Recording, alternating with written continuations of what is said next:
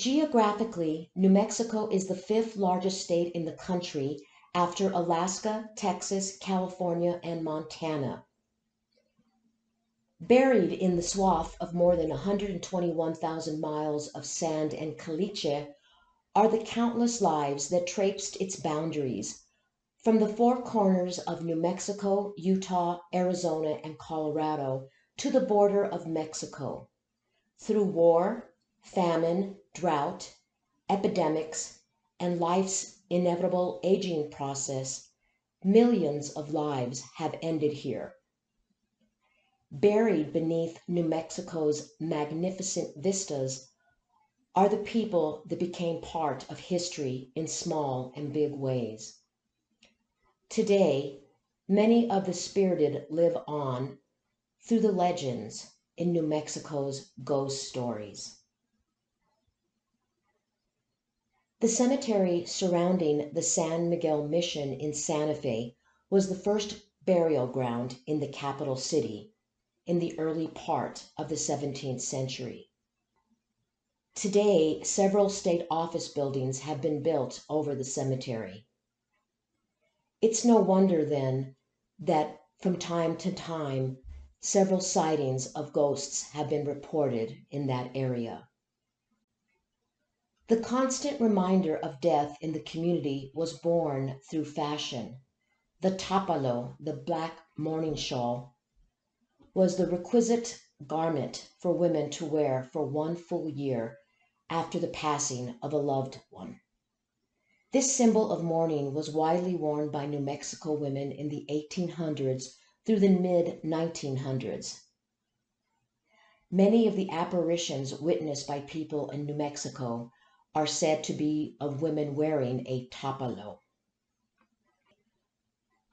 During the mid-20th century, the city of Santa Fe had their own angel of death.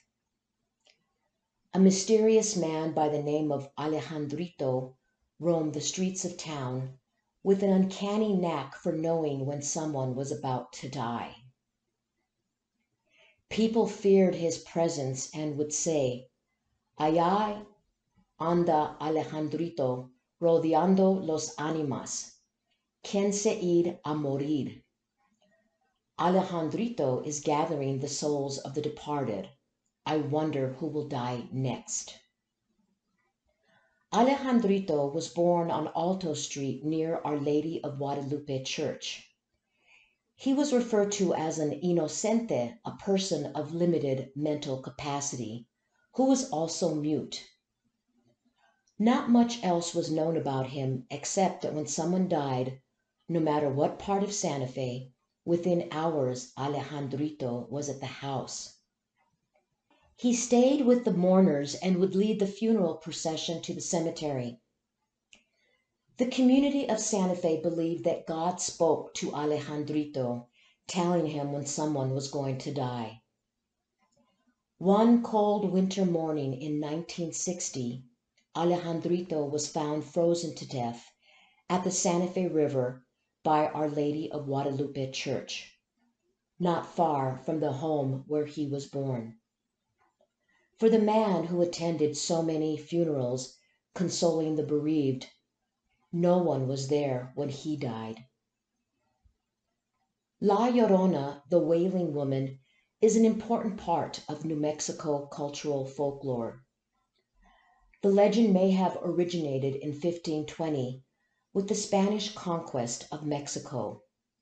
One story claims that La Malinche was the Indian mistress of the conquistador Hernan Cortés.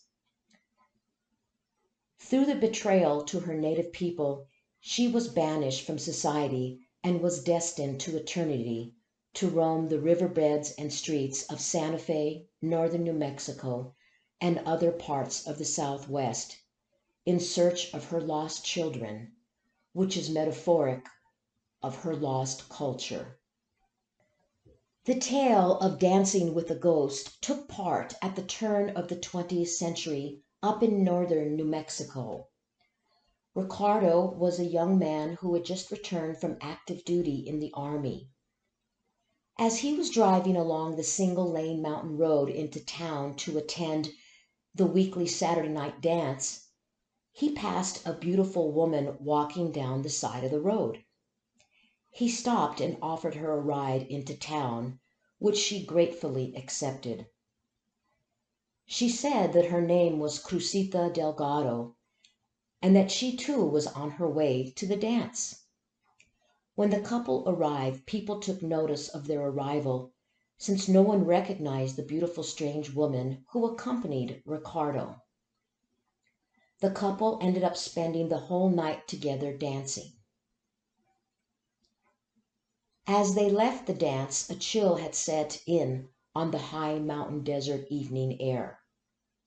Always the gentleman, Richard draped his military jacket over Crucita's shoulder.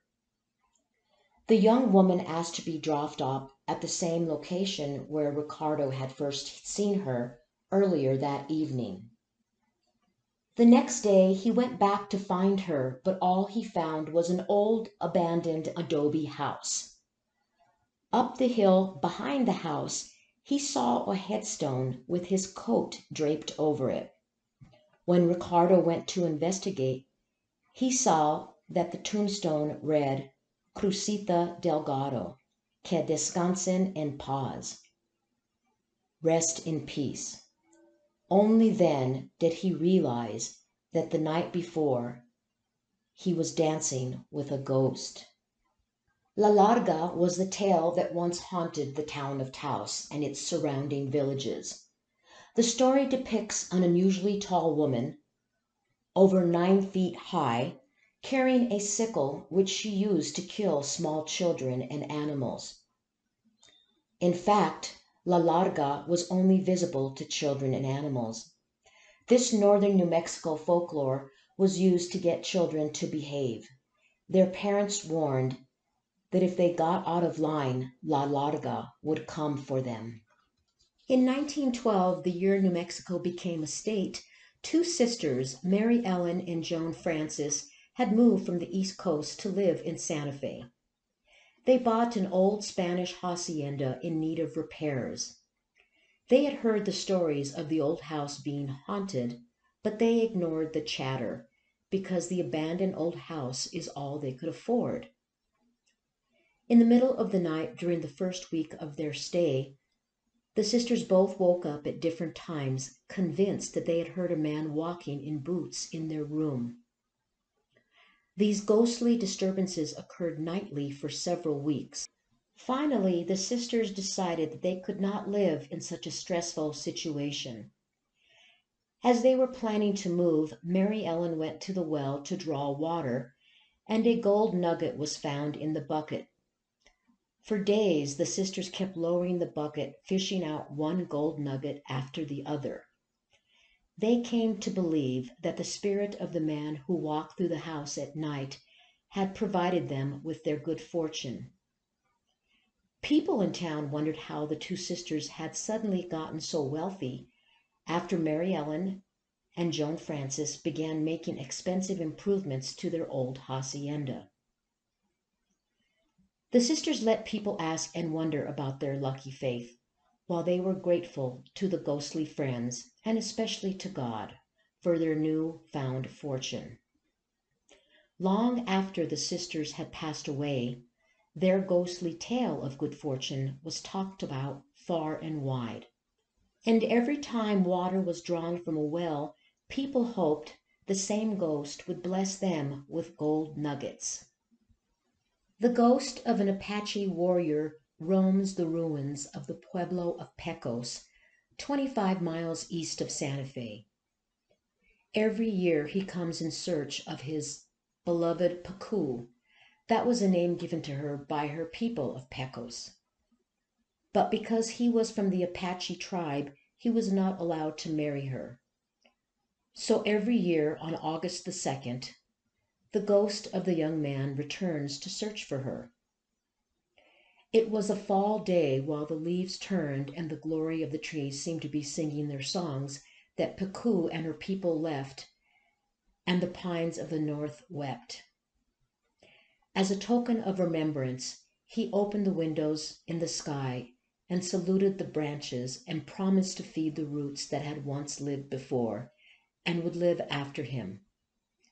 The ancient, friendly, faithful, loved remained within the 3 adobe walls that now housed their memories at the ruins of the pueblo of Pecos. One of the most severe rainstorms in the history of Quay County, New Mexico, occurred on August 28, 1933. Within several hours, more than 2.5 inches of rain were recorded. That evening, flash floods caused engine problems for the Golden Gate State Limited westbound train. The train derailed and plunged into the river when the bridge collapsed. It was the worst train wreck that the community of Tucumcari ever experienced. 12 people were killed in the crash and more than 45 sustained injuries. The years following the crash, people found trinkets, feathers, jewelry, and combs in the immediate area of the train wreck. Many believe that these items were remnants from the disaster that had floated up from beneath the riverbed. The townsfolk also believed that the souls of those who perished that day were now apparitions and wandered in the vicinity. Some people claim to have seen the ghosts of men, women, and children in the area. No one knows for sure if they were the lost spirits, but their presence was a constant reminder of the train wreck that happened in Quay County. When the New Mexico headquarters for the Public Employees Retirement Association opened in 1967, rumors began to circulate that the building was haunted. Both office workers and the nightly cleaning crew reported seeing a Spanish woman dressed in attire from a different era, wearing a mantilla that disappeared through the walls. Those ghost sightings seemed plausible given the fact that the building was located on the land of the old cemetery near the San Miguel mission. But who was the Spanish woman that roamed the PERA building? Most likely it was the ghost of Doña Maria Gertrudis Peña de Sanchez, who arrived in Santa Fe in 1867. 100 years to the date of the opening of the PERA building. Legend has it that she had traveled from the family's ranch in northern New Mexico after learning of the death of her young son, who was a student at St. Michael's College. When Doña Maria arrived, she was horrified to learn that the graves of the 2 boys had not been identified and that she would never know the exact location of her son's grave. Broken-hearted but determined, she never returned to the ranch and devoted the rest of her life to the memory of her son. Day after day, she prayed to St. Michael, the patron saint of the dying, over the 2 grave sites, in the hope that her prayers would intercede on behalf of the soul of her son. The house on Carnoué Street in Albuquerque's Old Town district was one that many people did their best to avoid. It was rumored that the house was built on a foundation of Java rock hauled to the site from the West Side volcanoes in 1793 by Native Americans. Time and time again in the 20th century, people swore that late at night they could hear the old natives chanting in the house.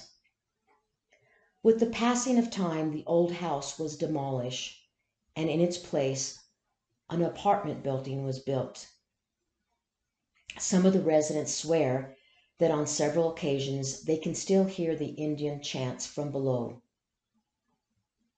Many people believe it's the singing of the Native American souls who brought the Java rock in 1793 to build the infamous house on Carney Street in Albuquerque's Old Town.